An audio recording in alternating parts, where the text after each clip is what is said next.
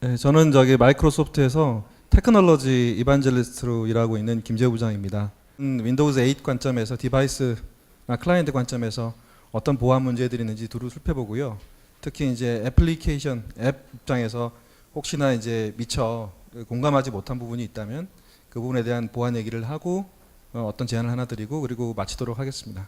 이름이 굉장히 어렵습니다. 저도 보면 굉장히 어려운데요. 이제 이걸 본래 이제 부제로 멋있게 이름을 만드신 분이 계세요. 그래서 이제 UX 입장에서는 어떻든 간에 잘 연결이 되도록 디바이스가 어떻게 바뀌든 실제로 뭐 어떤 디바이스든 가 되고, 그렇지만 시큐리티 입장에서는 뭐 손해가 없는 뭐 이런 식의 아주 멋있는 문구로 되어 있는 건데, 저걸 한글로 옮기다 보니 아까 그런 게 됩니다. 그래서 이제 한글로 옮기다 보면 우리가 한자말 쓰지 않을 수 없잖아요.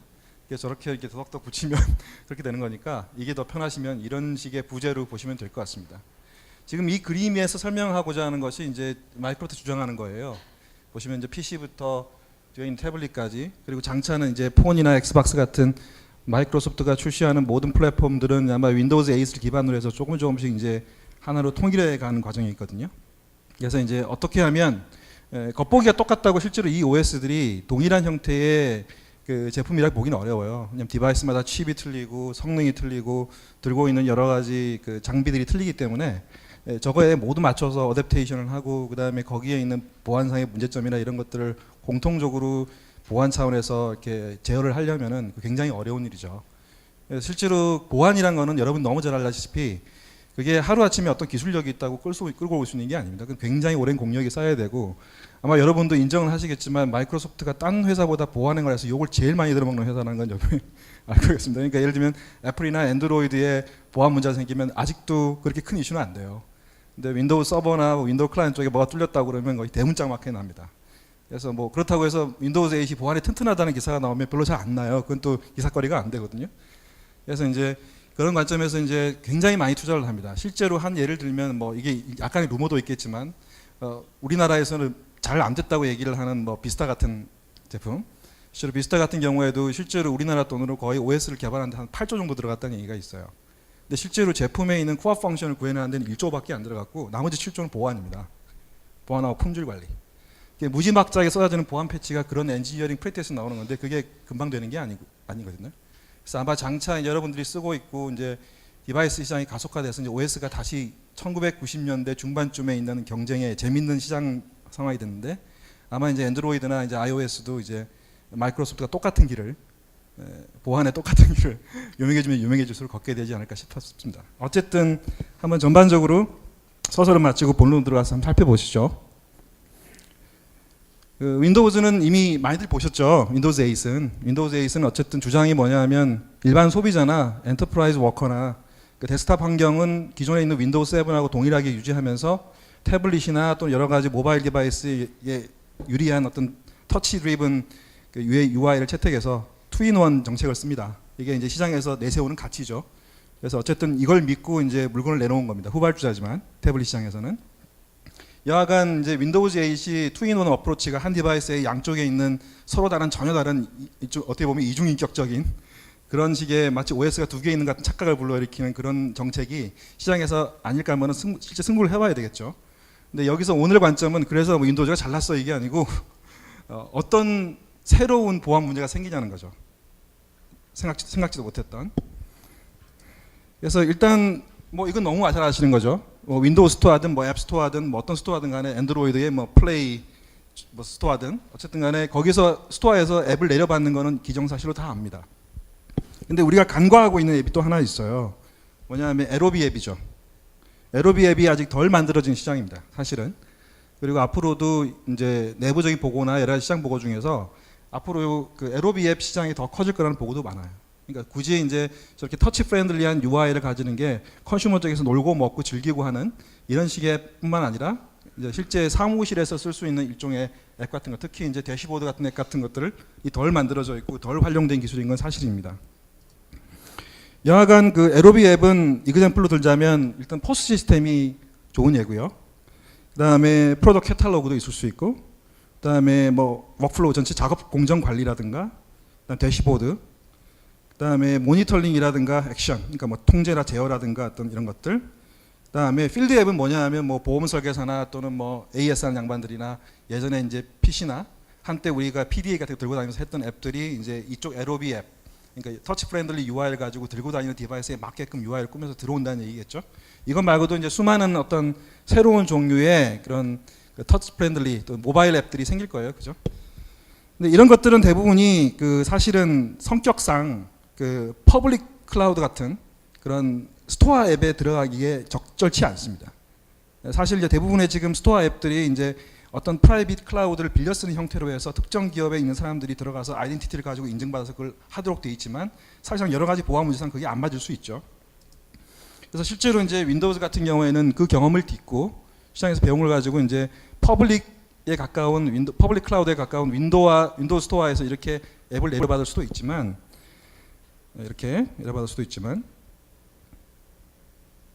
이제 프라이빗 형태로 자기 자체적으로 구성한 기업 내부에 있는 매니지먼트 인프라스트럭처 클라우드 위에다가 스스로 앱스토어를 하나 만들고 거기서부터 LOB 앱들을 내려받을 수 있고 장차는 아마 LOB 앱인데 모바일 터치 프렌들리가 아닌 그 앱들도 같이 총괄 관리되는 형태로 갈 거예요. 그럼 여기서 이제 우리가 인식하지 못한 문제가 뭐가 있냐면 이겁니다. 디지털 아이덴티티. 한번 볼까요? 우리 다들 갖고 계시잖아요. 네이버, 다음, 카카오, 페이스북, 구글, 링크드인에 아이디 없는 분 손 들어보세요. 없으실 거예요 아마. 아이디 다 들고 있고. 아이디가 여기 있는 아이디들 사실 그 이제 많이 간략화됐지만 어쨌든 간에 아이디가 따로 다 있는 거라고 볼 수 있어요. 실제 내부적으로. 그 다음에 엔터프라이즈 내부에는 디렉토리 서비스를 쓰거나 아니면 인하우스를 씁니다. 특히 우리나라는 너무 잘 아시겠지만 인하우스 로긴 패스워드 정책을 가장 많이 큰 기업도 쓰고 있어요. 여러 가지 뭐 내부 속사정이 다 있죠. 그런데 이제 디렉토리 서비스라든가 LDAP 방식의 디렉토리 서비스로 인증 체계를 기업에 잘 많이 안 하는 나라 중에 하나예요. 그래서 이제 두 번째로 엔터프라이즈 내부가 있고 그 다음에 앱 같은 경우는 또 윈도우즈 같은 경우 윈도우즈 라이브, 애플 아이디 같은 걸로 인증을 받습니다. 그럼 이게 왜 문제가 되느냐 하면 실제로 지금 대부분의 기업들이 그렇지만 이런 것들이 앱 형태로 배포되기도 하고 웹 형태로 배포되기도 하죠. 우리나라이기 때문에 제가 카카오톡을 집어넣었어요. 그래서 이렇게 집어넣는데 이것들이 지금 현재 전부 다 플랫폼화되고 있어요. 단순히 저것들이 독자적인 서비스가 아니라 저기다 뭘 끼워 넣으면 새로운 상품이 되는 파생 상품을 만들어내는데 그것들이 디지털 마케팅이나 미디어 딜리버리나 이커머스나 CRM이나 이렇게 되는 것들이죠. 근데 이것들은 기업 내부에 있는 파이어월 뒷단에 디플로이 될 가능성이 굉장히 높아요. 그래서 실체는. 그러니까 이 두 개가 결합되면서 새로운 파생품이 굉장히 많이 나오고 기업에서 저걸 마케팅 목적으로 굉장히 많이 활용하고 심지어는 직원들이 바깥에 나가서 로밍을 하다가 저기에 접속할 수도 있습니다. 문제는 뭐냐면 이거는 퍼블릭이고 여기에 있는 아이디는 본질적으로 편의성을 위해서 만들어진 것이고 개인정보를 관리하기 위한 목적으로 만들어진 것이기 때문에 그다지 시큐하지 않습니다. 이것들은 프라이빗입니다. 기업 내부에 들어간 솔루션이죠. 어마어마하게 엄격해야 됩니다. 근데 문제는 이것과 엮어서 밖으로 낸 다음에 앱이든 웹 형태로 표출했을 때 사용자의 편의성을 망가뜨리지 않으면서 보안성에 위배되지 않는 형태의 관리를 어떻게 할 수 있을까요? 예를 들면 페이스북 아이디를 가지고 저 솔루션에 들어갈 수 있도록 하게끔 하는데 페이스북 아이디가 안전하지도 않은데 그것들을 기업 내부에 노출해 나가면서 그걸 가지고 디렉토리 서비스를 구성하거나 하는 아주 순진한 방법으로는 해결책이 없습니다. 사실. 저것들이 지금 굉장히 큰 화두입니다. 어떻게 하면 오픈 아이디나 이렇게 보안성보다는 편의성이나 통일성을 강조하는 그 다음에 이것들을 엄격한 기업 내부에 있는 파이어월 뒷단에 있는 이런 인증 체계하고 맞물릴 것인가. 이것들은 이제 단순히 윈도우즈 클라이언트를 넘어서는 거의 전체적인 인프라스트럭처에 관한 그 하나의 큰 이슈고요. 여기에 대해서 조금 우리가 알 필요가 있는데 죄송스럽습니다만 오늘은 이것에 대한 해답이나 이론적인 배경이나 기술적인 얘기는 들려드리지 않고 궁금하게만 만들 거예요. 왜냐하면 오늘의 토요일 이걸 했다가는 전체적인 논의를 딴 걸 못하고 이것만 얘기를 해야 되거든요. 한 반나절 정도는 얘기 드릴 수 있는 좋은 주제입니다. 한번 관심을 가지시라고 일부러 인라인먼트 차원에서 말씀드린 거거든요. 굉장히 중요한 문제 중에 하나입니다. 그다음에 그래서 결국은 그 클라이언트 입장에서 보면 새로운 어떤 그 것은 아니지만 결국은 지금 대부분이 취하고 있는 정책들은 레이어드 프로텍션을 씁니다. 하나의 클라이언트 OS라고 하더라도 디바이스, OS, 데이터 이렇게 층층이 있을 때 디바이스에 새로 나타난 기술들을 보게 되면 첫째는 새로 나타난 기술은 아니지만 현재 실용적으로 그렇다는 얘기입니다. 일단은 유니파이드 익스텐디드 퍼미어 인터페이스가 지금 이제 기존에 있던 바이오스 체계를 대체하고 있습니다. 그죠? PC는 컴포터빌리티를 제공할 수밖에 없어요. 뭐 옛날에 피닉스 바이오스 이런 것들 많이 보셨잖아요. 근데 완벽히 PC를 대체하지 못할 거고 모바일 디바이스는 아마 이것들이 거의 그 강제로 들어갈 겁니다. 저것들이. 그래서 아예 UEFI와 컴퍼터블하지 않은 애플리케이션들은 아예 설치가 되지 않도록 막을 수가 있습니다. 아예. 그다음에 TPM이 또 하나의 보조적인 장치를 합니다. 사실 최근에 어떤 특정 디바이스만 인증을 받을 수 있도록 하는 걸 가지고 예를 들면 맥 어드레스를 쓰자는 논의가 있는데 그건 되게 위험한 생각이죠. 맥 어드레스 같은 건 얼마든지 소프트웨어로 바꿀 수가 있어요. 실제로 그 머신의 그 아이덴티티, 머신의 아이덴티티를 유일하게 할 수 있는 식별자는 TPM 같은 기술밖에 없습니다. 사실은. 저것들은 사용자가 애초에 부팅을 할 때 사용자가 적어준 어떤 패스워드를 아예 그 퍼미어 안에다가 아예 박아넣어서 그 실제로 그 머신이 가지고 있는 고유한 아이덴티티를 항상성 있게 내재할 수 있는 유일한 기술 중에 하나고 실제는 클라우드 테크놀로지를 비롯해서 나중에 말씀드릴 여러 가지 솔루션에 쓰입니다. OS도 태블릿이든 폰이든 PC든 같은 어떤 시큐리티 플래닝이나 또는 전략을 어떻게 가지냐가 굉장히 중요하게 됐고요. 왜냐하면 너무 OS가 다르니까. 그 다음에 데이터도 마찬가지로 DRM이나 인크립션을 하는 것은 기본적인 것들이 되었습니다. 윈도우즈 8 같은 경우에 이제 전체를 훑어드리면 모든 걸 설명드릴 수는 없지만 레이어드 프로텍션을 이렇게 합니다. 디바이스 같은 경우에 이제 UEFI를 쓰는 것은 기본이 돼가고 있고요.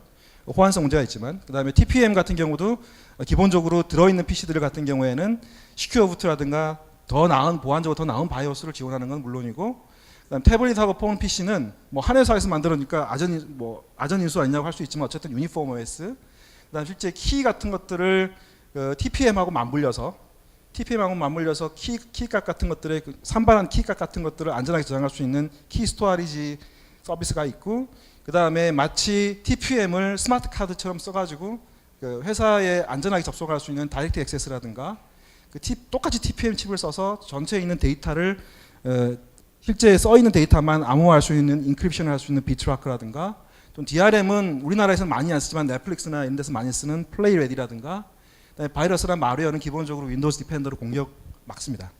오늘 저것들을 이제 레이어로 보여주는 것은 저런 레이어 프로텍션이 다 갖추고 있는 걸 한번 체크해 보실 필요가 있다는 거고요. 우리 거 좋으니까 무조건 저걸 써야 돼 이건 아닙니다. 그걸 강요하는 드리는 건 아니고요. 저런 것들을 하나 참고 삼아 보시면 되는데 오늘의 주제는 그러면 이것이냐 하면은 앱 관점에서 충분하냐는 겁니다. 이게.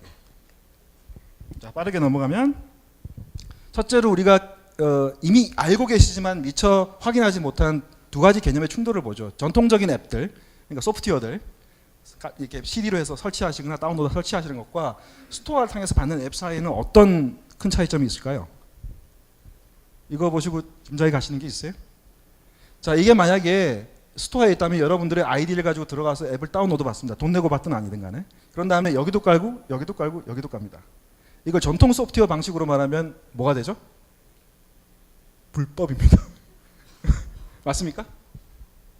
불법이에요. 엄청난 큰 차이가 있습니다. 사실 비즈니스 모형이 바뀐 거예요. 그러니까 실제로 앱이라고 하면 우리가 엔스크린 앱 같은 약간 시장에 도는 그런 유행하는 말을 쓰긴 하는데 실제로 어떤 차이점을 정확히 아셔야 되냐면 어떤 앱을 다운받으면 여기 깔더라도 싱글 앱으로 본다는 거예요. 실제로. 논리적으로 3카피가 깔리더라도 하나로 보는 거죠. 그러니까 실제로 앱이라고 하면 그 앱이 여러 디바이스에 깔린다는 걸 고려해야 되는 거죠. 그런데 누구도 여기서 만약에 책을 읽다가 뭐 책카피를 넣는다든가 또는 실컷 파워포인트로 폰트하고 이런 거 저런 거 다 세팅해 놓은 다음에 집에 가서 PC를 열었더니 또 해야 되는 또는 북마크 같은 것들을 세이빙하는 것들에 대해서 별로 좋아하지 않습니다. 왜냐하면 논리적으로 같은 앱이라고 받아들이는데 따로따로 설정해 한다면 그럼 새 카피니까요. 그러니까 마이크로소프트 같은 경우에 이걸 한 지가 굉장히 오래됐어요. 사실 사람들 잘 모르는데 워낙 우리나라에서는 윈도우즈 라이브가 그 중간에 한번 죽을 써서요. 윈도우즈 라이브에 통해서 이미 오래전부터 제공되고 있는 기능인데 잘 몰라요. 근데 이것들이 이제 앱 시장이 되면서 본격화되기 시작했고 이걸로 큰 득을 본 회사는 따로 있죠. 나중에. 그래서 결국은 클라우드가 필요한 이유는 결국은 앱끼리의 상태 공유를 위해서입니다. 사실은 이것들은 사용자 관점에서 보면 동선의 축소입니다. 사용자 동선의 축소. 불필요한 일을 두 번 안 하도록 하는 거죠. 그러므로 기본적으로 앱이라는 거는 논리적으로 한 디바이스 전체를 가로질 한 앱으로 보셔야 되고, 그 다음에 두 번째로는 그것들은 기본적으로 로밍을 합니다. 새로운 앱은 모두가 통틀어서 논리적으로 한 앱이고, 로밍을 한다는 건 기본적으로 가지고 있습니다. 그럼 로밍을 할 때 어쨌든 유저 아이덴티티를 가지고 로밍을 하는데, 저 클라우드에 대한 시큐리티는 누가 보장을 하죠? 자, 무슨 말씀이냐면, 자, 지금 웹이냐 앱이냐 가지고 시장에서 많이 싸웁니다. 그죠? 사실은 같은 기술인데도. 근데 왜 이게 싸우고 또 어떤 보안적인 문제점이 있는지를 보시면, 사실은 여기에 어마어마한 보안의 경계가 있습니다. 잘 보시면 예를 들면 웹에 홈페이지를 만들었는데, 이 홈페이지 일부를 예를 들면 네이버에 블로그가 있는데, 블로그 하나만 있는 게 아니죠, 포탈에는. 근데 그 블로그 서비스 하나를 가져와서 앱으로 만들려고 할 때 어떤 보안의 문제가 생길까요? 죄송합니다. 이 웹앱으로 되어 있는 것들을 비즈니스 데이터 가지고 있는 거 다 들고 오든 아니면 일부를 들고 오든 간에 보안의 경계를 넘어서 디바이스에 심어야 됩니다. 맞습니까? 그런데 이때는 문제가 없어요. 왜냐하면 브라우저를 가지고 가서 얘를 끌고 와서 여기서 해석할 때 브라우저 자체가 OS처럼 모래상자 역할을 합니다. 그래서 그 안에 가둔 다음에 돌리죠. 그리고 실제로 중요한 코드들은 이 안에서 돌아간, 즉 웹 컨텍스트 안에서 돌아갑니다. 내 PC에서 돌아가는 게 아니에요. 근데 앱은 그게 아니고 사실은 이 웹사이트 하나를 그냥 끌고 와서 여기다 박아놓은 겁니다. 그러면 실제로 저기에 있던 코드가 이리 가지고 와서 여기서 수행되는 거죠. 그 말은 뭐냐면 안방을 내준 거예요. 안방을 내준 건데, 이 안방을 내주는 것은 결국 디바이스 컨텍스트 내부에서 앱이 돌아가는 거거든요. 동일한 테크놀로지를 쓰더라도 보안에 있는 관점에서는 전혀 다른 겁니다. 그렇죠? 그래서 결국은 어떤 식의 것들이 필요하게 되냐면, 모든 지금 그 디바이스 플랫폼들이 이렇게 생기지 않았습니다. 결국은 전체적으로 봤을 때 디바이스 플러스 OS라는 것이 있다면, 실제로 그 윈도우즈 8 같은 경우에는 애플리케이션이 수행될 수 있는 그 전체적인 문맥을 디바이스 OS 밑단하고 완전히 분리합니다. 아예 따로 된 공간에서 돌아요. 그러니까 그 윈도우즈 8에서는 간단히 말하면 스크린 캡처 같은 애플리케이션을 만들 수가 없습니다. 아예. 한번 설명을 쉽게 드려보죠. 자, 한번 이해를 하시기 위해서 스크린 캡처, 윈도우즈 폰이나 윈도우즈에서 스크린 캡처 안 한다고 굉장히 불편한 사람들 많아요. 자기가 만든 스크린샷을 화면에 보여주고. 근데 간단하지만 어떤 차이가 있을까요? 프린트 스크린을 눌러서 스크린샷 하는 것은 허용하잖아요. 프린트 스크린 키를 눌러서 하는 것은 OS에 바로 연결된 키보드에서 이미 인증된 TPM이나 시큐어 부트의 허락을 받아서 화면에 있는 것을 그냥 이미지로 떠서 하드디스크에 저장하는 겁니다. 앱에게 그걸 허용한다는 건 뭐죠? 어디서 굴러먹다 온 코드인지 모르는 녀석을 여기 받은 다음에 키보드를 곧바로 액세스할 수 있거나, 또는 심지어는 카메라를 액세스할 수 있어서 나도 모르는 사이에 화면에 뜨지 않은 상태에서 사진을 찍어서 저쪽으로 전송할 수 있도록 허락하는 건 똑같습니다. 그러니까 스크린 캡처 하나 뜨는 문제가 단순한 문제가 아닌 거죠. 이해가시죠? 따라서 이걸 아예 막으려면 어떻게 해야 될까요? 왜냐하면 이걸 왜 막아야 되지 싶지만은, 앱과 여러분이 옛날에 패키지 소프트웨어를 짜는 건 전혀 다릅니다. 패키지 소프트웨어는 여러분이 선별적으로 엔터프라이즈 시큐리티에서 이렇게 할 수 있어요. 근데 앱스토어에 수만 개 떠다니는 알람 애플리케이션 하나만 뒤져도 수백 개가 되는데, 그런 애플리케이션을 하나를 가져와서 설치한다는 것을 누군가가 통제할 방법이 없어요. 거기다 이상한 걸 집어넣으면. 그걸 막는 유일한 방법은 선별적으로 그것들을 다 사용자 보고 골라라고 하는 게 아니라 아예 설계 자체가 nothing으로부터 출발하는 게 맞는 겁니다. 아무것도 허용 안 하는. 그래서 결국은 관점에서 봤을 때 앱 컨텍스트를 굉장히 개발하는 사람들이 불편하지만 윈도우즈 같은 경우에 아예 분리해놨어요. 그래서 이 안에서만 반드시 앱을 개발해서 수행할 수 있도록 되어 있고, 그 다음에 심지어는 웹에서 뭔가 코드를 긁고 와서 뿌리는 경우에는 반드시 별도의 어떤 환경을 만든 다음에 웹 컨텍스트에 수행된 다음에 여기서 수행된 결과가 바깥으로 영향을 미치지 못하도록 되어 있어서, 심지어 한 앱 내부에 하나는 브라우저 컴포넌트를 띄우고 하나는 앱이 돌아가도 얘들끼리는 HTTP로 통신하게 되어 있어요. 그러니까 굉장히 겁먹은 거죠. 이제 윈도우즈 같은 경우에는 앱 시장을 어쨌든 간에 우리 솔직하게 인정하지만 한번 뒤처졌잖아요. 그래서 빨리 따라오지만 이걸 열었을 경우에 어떤 보안 문제 생긴다는 걸 너무 잘 아는 겁니다. 거기에 대해서는 선발주자이기 때문에, 보안에 있어서는. 그래서 이렇게 수정돼 있고 대부분이 그 엔드로이드나 그 iOS에서 앱을 개발하던 분들이 웹앱을 개발하던 방식을 가지고 와서 여기서 개발을 하게 되면 대부분이 걸리게 되는데요. 저희들하고 같이 하게 되면 대부분이 외부에서 불러온 어떤 것들을 건드리거나 또는 카메라 같은 이런 리소스를 건드릴 때 생기는 보안 문제의 대부분의 코드가 저절로 다 걸립니다. 그리고 그것들이 아예 통과가 안 돼요. 스토어에서. 그래서 아마 앞으로 다른 OS들도 마찬가지로 보안의 위험을 피하기 위해서 이렇게 nothing, 기본적으로 nothing by default, 기본적으로 nothing으로 출발을 할 것은 사실이고요. 앱 내부에 그러면 문제가 없냐면 여기도 앱 자체의 기능성을 보완하기 위한 로컬 스토어리지, 잠시 쓰고 말 템포러티 스토어리지, 아까 말씀드린 앱끼리 로밍한 스토어리지, 이것들은 저절로 아무런 노력을 하지 않아도 클라우드와 싱크를 내서 동종의 앱들에게 정보를 계속 공유하는 것들인데 굉장히 보안적으로 중요하죠. 이런 것들은 철저히 앱 컨텍스트 하나 내에 프로텍션이 되어 있어서 바깥에 있는 앱들이 이것이 마치 하드웨어인 양 건들 수 없도록 되어 있습니다. 그래서 이런 것들에 대한 고려를 여러분들이 앱을 개발하시거나 앱에 대한 얘기를 하실 때, 특히 웹앱을 가져와서 넣으실 때 충분히 고려를 하셨냐를 보셔야 되고, 그런 것들이 여러분들이 만약에 인식하지 못하셨다면 앱 자체를 쓰지는 않을 수 없으니 그런 것들에 대한 전체적인 레이어드 어프로치와 마찬가지로 앱 자체에 대한 중요성의 그 시큐리티 바이 디자인이라는 것에 대한 중요성을 같이 공감하셨으면 하는 자리에서 이쪽에 초점을 두고 말씀을 드렸습니다.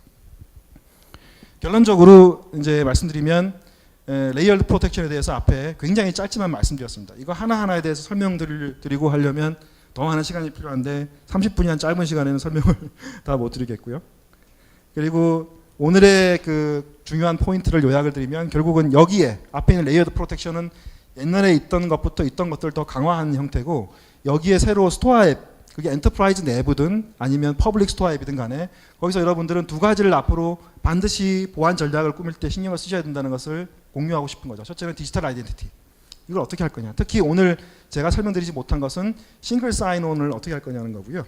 결국은 한번 관심 있으신 분들은 Claims Based Access 모형이라는 거를 한번 인터넷에 뒤져보시면 아까 그 복잡한 아이덴티티를 보안상으로 굉장히 관리를 쉽게 할 수 있는 새로운 좋은 기술적인 모형이니까 충분히 좋은 자료가 되실 거고요. 크로스 디바이스 앱은 OS 자체를 시큐리티 바이 디자인 하는 수밖에 없습니다. 그리고 다른 OS나 다른 플랫폼들도 경쟁 플랫폼도 마찬가지로 이런 식으로 발전할 거라고 생각하고요. 그래서 이제 윈도우 에이스에 대한 얘기를 하면 이런 식의 기술들이 이미 모두 다 들어가 있기 때문에 굉장히 좋은 기술들이죠. 좋은 기술인 게 맞는데 아무리 좋은 기술도 현 상황에 맞지 않고 무슨 문제가 있는지, 호환성의 문제는 없는지를 꼼꼼히 봐야죠. 특히 우리나라는 기업 내부에서 여러 가지 액티브 엑스 컨트롤들 굉장히 마이크로소프트가 뿌리시긴 하지만 많기 때문에 그런 것들이 실제 도입할 때 어떤 문제를 일으키는지, 어떤 것들이 지금 꼼꼼하게 점검해 봐야 기업 내부에 OS 하나를 드러낸다는 건 굉장히 큰일이죠. 아무리 윈도우 7에 컴퍼터빌리티가 있다고 하더라도 또 다른 문제가 있을지 모르니까요. 이를테면 또 그리고 우리 내부에 있는 TPM 같은 스마트 카드를 TPM을 정말 대치를 할 수 있는 건지, 정말 ROI는 나오는 건지 보셔야 될 겁니다. 다행히 먼저 그 미국 중심이긴 하지만 이런 뒤에 보이는 허옇게 보이는 그 많은 기업들이 이미 먼저 그 도그푸드를 했어요. 일단 한번 테스트를 했습니다. 그래서 이제 이런 것들의 도입을 그 이미 한 사례들이 많이 있고요.